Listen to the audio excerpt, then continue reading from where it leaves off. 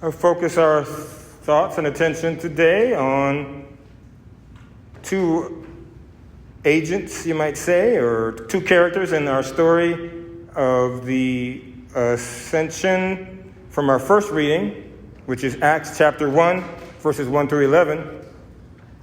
And it's these two men, as they say, dressed in white garments that came to them and said, "Men of Galilee, why are you standing there looking at the sky?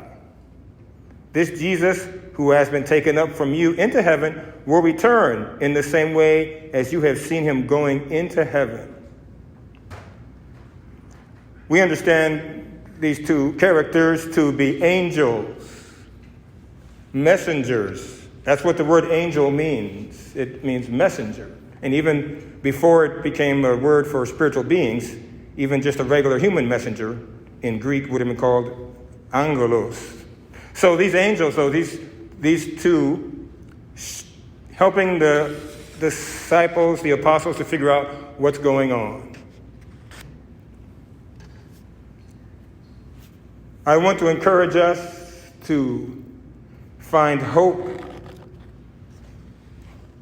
as Paul speaks to the Ephesians in the second reading, Ephesians 1, chapter 17 to 23. I encourage us to find hope in the continuing work of angels in our lives and in the world.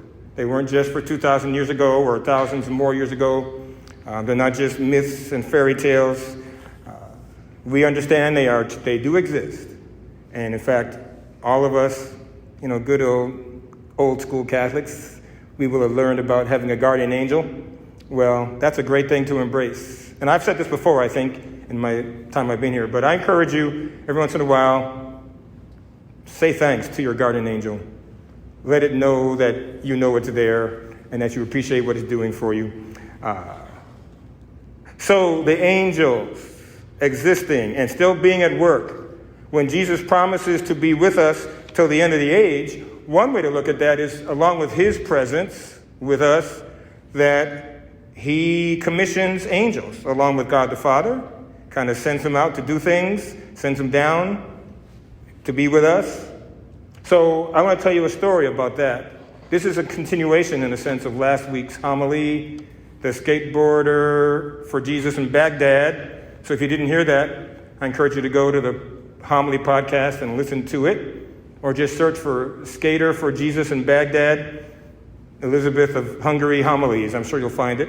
So that fellow who told that story, Jamie Winship, I mentioned, he has developed a job, a career, but also a ministry of conflict resolution around the world. And somehow, he doesn't quite explain this, he manages to get foreign countries to invite him to be the one to come in, because he didn't want to work for the U.S. government, because he's very upfront about his Christian approach. So as a reminder, if you heard last week's homily, or a foretaste, if you're going to go listen to it later, right, he has these two questions when he's facing situations of all kinds. God, what do you want me to know? And what do you want me to do? So I encourage you to remember those questions and start putting that into practice yourself. Asking God, what do you want me to know? And what do you want me to do? And perhaps God will deploy an angel, perhaps your own guardian angel or some other angel, to help you figure that out. So in this case, given that he's very upfront with the U.S. government and the CIA, in fact, he said, this is how I do things. I ask God what he wants me to know and what he wants me to do. And even though he turned down recruiting by the CIA, they were keeping his eyes on him. So eventually he says, and he can't say who it is, he can't say what agency the guy worked for, he just says, a fairly prominent, highly placed government official approached him. He said, this guy is like a real-life Jason Bourne. So he said, this guy came to him and said, Winship or Jamie, are you the real deal? Kind of like, are you kidding me? Do you really mean you pray and you get these guidance from God about what to do in these international conflict situations? And now he's come back to the United States, and he and his wife have dedicated that same approach of conflict resolution to all the divisions and the sadness in our country. So racial divisions or political divisions or culture and clashes. So he's working on trying to bring that approach here to the United States after doing it overseas. So when this government official approached him and said, "Are you the real deal?" he said wisely, "If I tell you I'm the real deal, that doesn't really prove anything. You just got to come with me sometime on one of my jobs." So the guy does.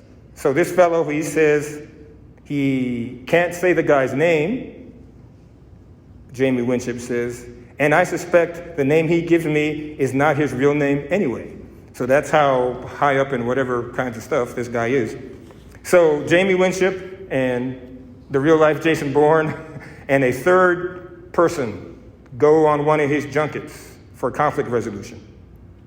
And the way he described it, he says, so this is the kind of thing where the government of this country will give us an official escort only so far. Then they drop us off in the middle of a desert, and then other people take us even further to the people we're going to meet. And since he'd done this kind of thing before, he said to these other two guys, so this is what's going to happen. They're going to have a huge tent just for us, and out of their respect for us, we'll eat in that tent, we'll sleep in a different part of that tent, we'll do everything alone in that tent, and then we'll go someplace else to meet the leaders that we need to talk to. But everything will be set up for the three of us. And when they get there, after the things they've met and been introduced, they go in to eat, and there's 4 places set for them. So I'm reading between the lines of what Jamie Winship says in this interview. He was a little maybe embarrassed because he was acting like he's the great authority, knowing exactly what they're going to do and saying it's just going to be the 3 of us and they're going to set the table for us and leave us alone. But instead, there's a 4th place there. So they kept waiting for somebody from this country, leader or whoever, political person, to come in and eat with them, but they never did. So after, a day or so of this, the real-life Jason Bourne, quote-unquote, who hasn't let on how much he knows about things, he talks to some of their hosts in their native language and surprises Jamie that he knows the language of this country. And he says to them, we're wondering why you keep setting 4 places when there's just the 3 of us. And they said to him, well, the 4th place is for your security guard. He shrugs and looks at Jamie and says, we don't have a security guard, do we? And he says, no, it's just the 3 of us. So he says to these folks, again in their language, can you tell us what he looks like? And these men, I don't know, he doesn't say they're Muslim, so I don't know what religion they might be, or no religion, but they're certainly not Christian, I gather. They realize when this fellow asked them what our quote-unquote security guard looks like, they realize these 3 Americans can't see this person, this being that is their security guard. They say he's big. And they start using their language word for angel. And they realize that they have seen this being standing outside these guys' tent, guarding and protecting them, but these fellows, these Americans, can't see him. And they say to the guy in their language, he's big and he has a sword. And they start using their phrase for angel of God. So Jamie realizes that God has sent an angel to protect them and has not chosen to have them see it, the 3 Americans. But for whatever things that God is up to, whatever God's trying to do, he lets these foreigners see the angel. The fellow, the real-life Jason Bourne, says to Jamie, well, if there's one, I wonder if there's more. And it calls to mind a story from the Old Testament where Elijah and one of his servants were trapped and in a dangerous situation. And Elijah's all cool and is not even worried about it. And the servant is freaking out and says, we're going to get slaughtered. And Elijah says to him, I'm paraphrasing, ask God to open your eyes to see how we're surrounded by this host of angels. And sure enough, the guy has a spiritual vision, and he can see all these angels that are protecting them. And Jamie says, I bet you there's more angels than the one that they can see. So this guy, the real Jason Bourne, the real life Jason Bourne, who I gather was a little skeptical of Jamie Winship saying he prays to God about these conflict resolution situations, he says to him, well, Jamie, you're the real deal. And I say to all of us, angels are the real deal. And they are part of what God is doing in this world. Even when our circumstances may be troubling. Even when, of course, we look at the world, or look locally, or look at our own homes, or our church, and see troubling circumstances and externals that disturb us. I pray, as St. Paul says here to the Ephesians, may the eyes of your hearts be enlightened, that you may know what is the hope that belongs to the call that we all have in Jesus Christ. What are the riches of glory in his inheritance among the holy ones? And what is the surpassing greatness of his power for us who believe?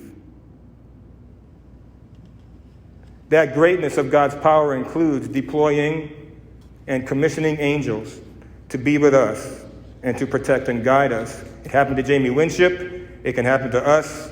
But I invite you to ask the Lord to help you if he thinks you need it. Maybe your faith is strong enough you don't need to see your angel or have an angel encounter. But I invite us all to ask the Lord to at least keep his angels active, to keep guard over us, even if we never see it or experience it. But maybe just once in the life of one of us, we might have an experience like Jamie had overseas and know that angels are the real deal and can be a further source of our hope, our trust, our belief, and our surrender to God's love and protective care.